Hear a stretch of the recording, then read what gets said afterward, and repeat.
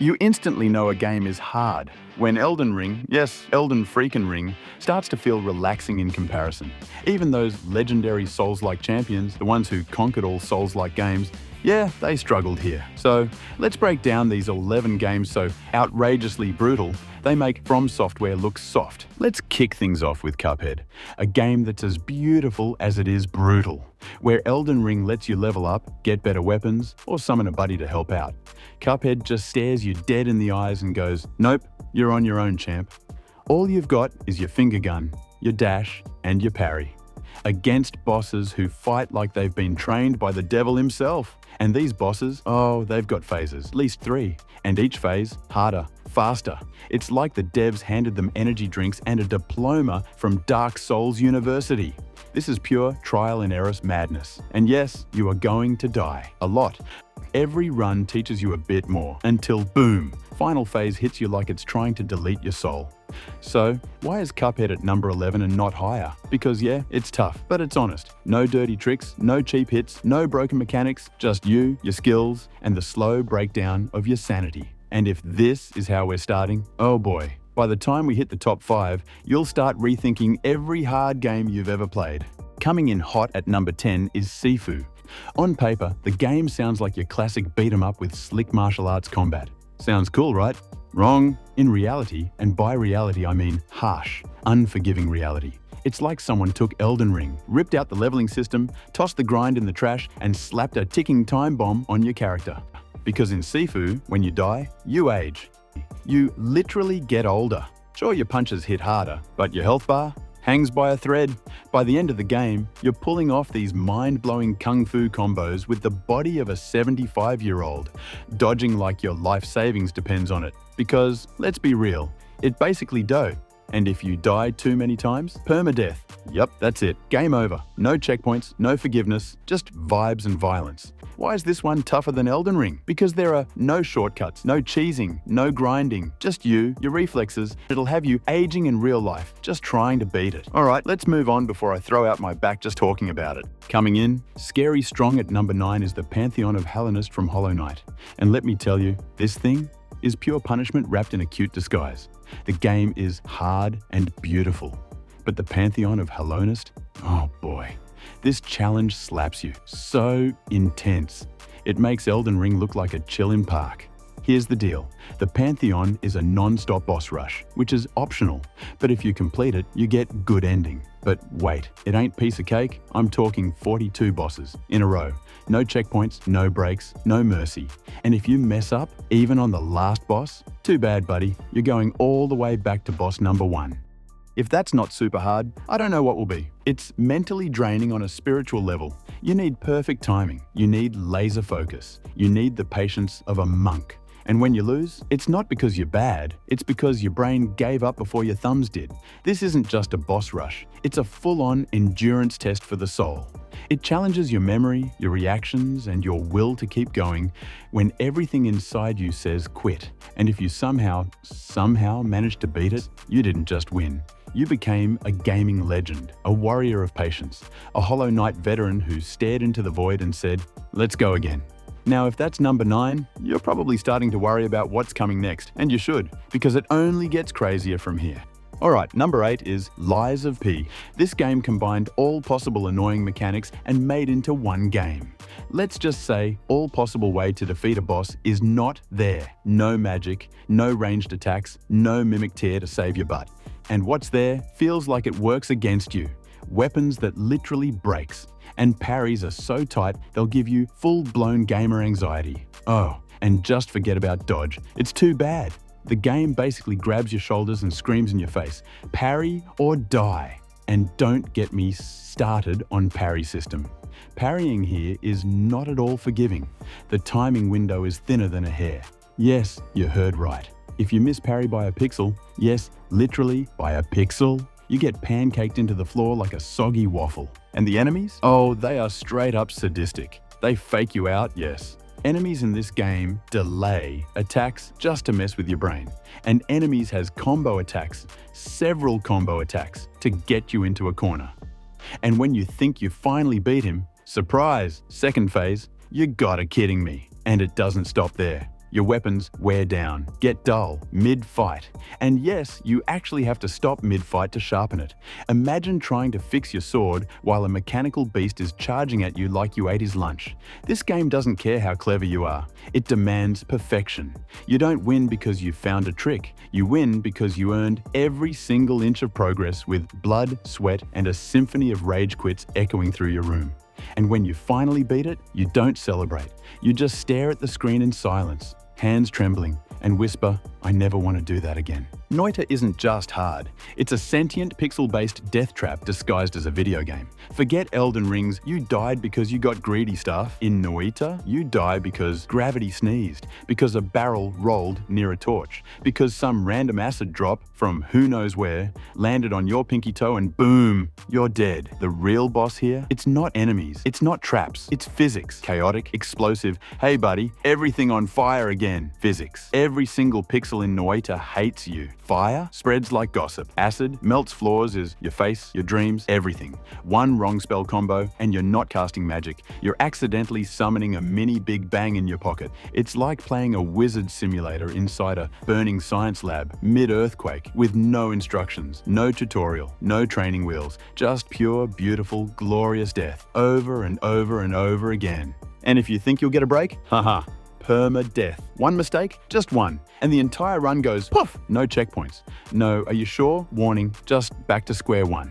You blink wrong and suddenly you're a corpse swimming in toxic sludge. And oh yeah, it's randomly generated. So even if you somehow survive one chaos-fueled disaster, the next level says, "Cute, now dodge this." Why is Noita harder than Elden Ring? Because in Elden Ring, your biggest enemy is you. In Noita, it's everything.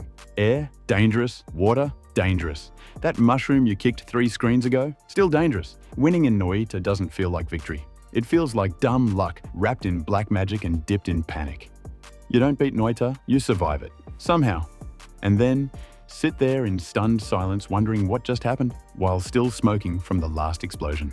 Number 6, Sekiro Shadows Die Twice. And let's be real, it should have been called Sekiro Shadows Die 1,000 Times. This game isn't just hard, it's a full-blown martial arts bootcamp run by a sadistic teacher who never praises you. No grinding, no farming, no co-op, no cheese, just one sword, one path, and one brutal message. Learn to parry or perish.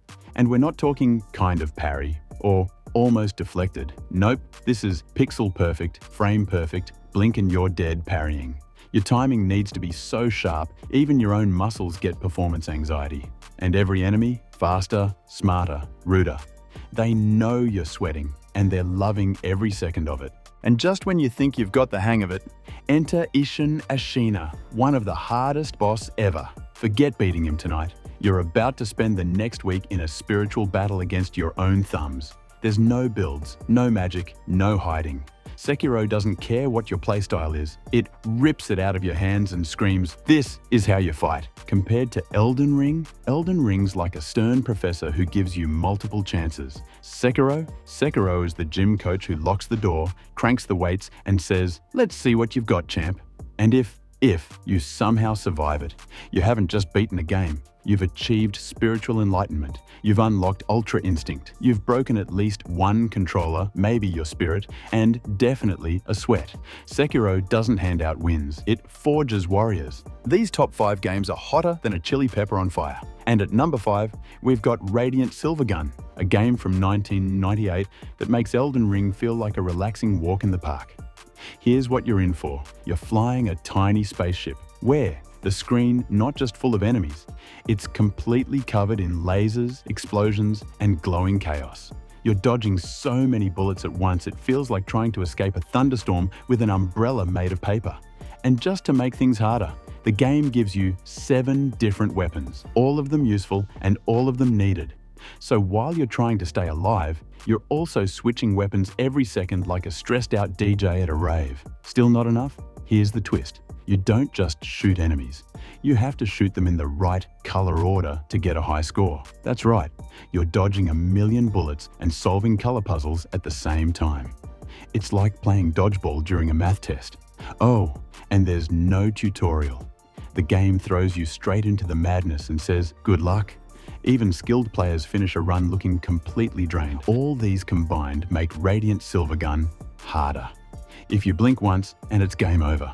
You need lightning-fast reflexes, full focus, and maybe a little luck. If not, you're toast. Bullet-flavored toast. Ninja Gaiden 2 isn't just a game, it's a fight you didn't agree to. It doesn't test your skills, it jumps you in an alley with a sword and screams, while Elden Ring lets you take your time, use magic, call for help, or just level up until the boss gives up. Ninja Gaiden 2 hands you one sword, slaps you on the back and says, "You're on your own, champ." The enemies, they don't wait, they don't watch. They rush you like you stole their last energy drink. Every fight feels personal, like you just insulted their whole family tree. And just when you're starting to get confident, boom, the camera betrays you. It spins, zooms into a wall, hides the enemy, and practically yells, "Guess who's behind you?" It's not just a fight, it's a fight with the camera. The combat is lightning fast. The enemies are smarter than they should be. And you're out here trying to survive with no fancy gear, no second chances, and absolutely no chill. You either master the game, or it breaks your spirit and your controller. Why is it harder than Elden Ring? Because Elden Ring gives you tools. Ninja Gaiden 2 gives you pain. No shortcuts, no help, just brutal fights, angry ninjas, and a camera with trust issues. Coming in hot at number 3 is Battletoads, the original rage machine. This game introduced us how hard can a game be genre, and it didn't just invented rage quitting in players, it perfected it. If Elden Ring gives you tools to survive, Battletoads gives you trauma wrapped in a cartoon frog. No saves, limited lives, and absolutely no mercy. Just pain and suffering that will live with you forever. Players find the level turbo tunnel extremely hard, like it's the final boss. And guess what? It's level 3.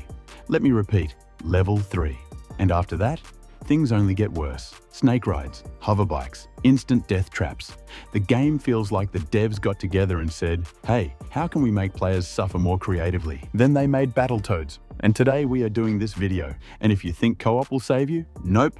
In 2-player mode, you share lives and can accidentally punch each other. It's not a teamwork. Co-op in this game is an evil trap where you not only lose friendships, you get enemy for life. This game's levels are too random. 1 second you're jumping over gaps, and the next you're on a snake in which where to go, where to stand. Figuring out anything is super confusing and frustrating. So, at this point, game is trial and error, but if you die, you are back to the start. All progress is 0. No checkpoints, no retries, just pure sadness. This is exactly makes Battletoads harder than Elden Ring. Battletoads is not just difficult, it's a test of willpower, patience, and whether you've got spare furniture to break. Only the truly stubborn survive. And even then, barely. Storming in at number 2 is Super Ghouls and Ghosts, a game so savage it'll have you praying for your character while he runs around in his boxes. No joke. 1 hit and boom, his shiny armor's gone. You're left fighting demons in your undies, completely exposed and emotionally damaged. There's armor, sure, but guess what? It only takes 1 hit to lose it. 1 tiny mistake, and you're basically toast. No checkpoints, no second chances, just pain. And the double jump. You jump once, then again in mid-air. Sounds helpful, right? Wrong. The second you leave the ground, your direction is locked. If you guess wrong even a little, you fall into a pit, or worse, straight into the arms of a zombie with a grudge. Now restart from the beginning. The hit system? 2 hits and you're out. But the real villain here? Game rule. Let's say by some miracle you actually defeat the final boss. Plot twist. That wasn't the real ending. Play the entire game again. Yep, they doubled the pain. But it doesn't stop there. Now on your second run, the game gets even harder. Enemies get nastier. And the only way to unlock the true ending is by finding a bracelet weapon hidden in a chest. That only appears if you're still wearing your armor. Miss the chest, lose the armor? Too bad. Go back, start over, cry in the corner, whatever helps. This isn't just difficulty, it's emotional sabotage. And yet, it's also kind of beautiful. A twisted masterpiece that refuses to be forgotten. No grinding, no help, no forgiveness. Just you, your rapidly fraying patience, and the quiet hope that maybe, this time you'll get past the next jump. Beating this game doesn't make you a gamer. It makes you a legend, or a broken shell of a person, possibly both. At number 1, everyone bow down to the king of emotional damage. It's Getting Over It with Bennett Foddy. Before you think it's easy, no, it's a speed run, whereas actual game feels like this. No! Okay. Oh no! It's not just harder than Elden Ring, it's a rage simulator in disguise. Beginners players assume it's some relaxing little indie game, where it's just you, a dude stuck inside a pot, and one grumpy-looking hammer. No swords, no spells, no monsters, just one mountain. What could go wrong, right? Nope. It's pure, unfiltered pain. The goal is easy, climb up, but in reality, you spend 90% of the time falling down. And not just tiny falls. We're talking, oh hey, I spent 2 hours getting here. Second moment. One mistake back to the start. No checkpoints, no autosaves, just you, your mouse, and the slow, crushing realization that maybe happiness was a lie all along. And what can I say about the controls? Controls in this game feels like trying to balance stick on finger while riding a roller coaster. Even your slightest wrong move and boom, you're airborne in the wrong direction. And just when you're at your lowest, here comes Bennett Foddy, the narrator, quoting philosophers like it's a therapy session. Meanwhile, you're questioning life. If you think he is helping, no, buddy, you are so wrong. He just watched you suffer and quotes, "Oh, you just lost a lot of progress." That's a deep frustration, a real punch in the gut. He is there to put salt on your suffering. Like, bruh, not now. I just lost everything. Again. Let's be honest. This game doesn't want you to win. It wants to see how long it takes before you snap or start questioning your life choices. So is it harder than Elden Ring? Yes, it's hell in disguise, where Elden Ring punches your character. Getting Over It punches your soul. If you beat this game, you don't just deserve a medal. You deserve a therapist, a nap, and a warm hug from the universe. Our honourable mention goes to the game that turned cuteness into chaos, Super Meat Boy. And trust me, this game isn't harder than Elden Ring. It's a turbo blender for your sanity. You play as a tiny cube of raw meat. Yes, meat. And your mission? Rescue your girlfriend from an evil fetus in a jar. Yep, the plot is already unhinged, and the gameplay even worse.